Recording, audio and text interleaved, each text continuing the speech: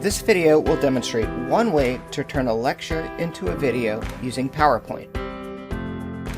And here's the basic process we'll follow. We'll start by opening a completed PowerPoint presentation. Then we'll create voice recordings and add them to each slide. Finally, we'll export the entire presentation as a video. To start, open the completed presentation you'd like to work with. As an example, I'll open a grammar presentation on adjective clauses. And on the left navigation panel, select the first slide you'd like to add a voice recording to. In your menu bar, select Insert.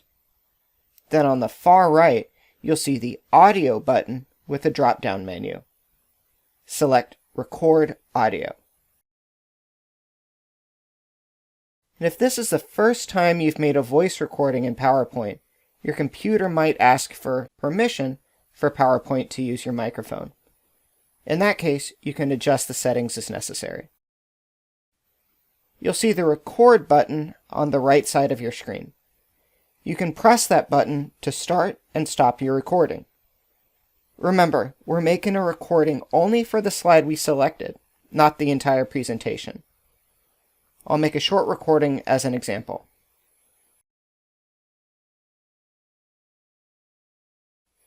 Today, we'll discuss the purpose and structure of adjective clauses.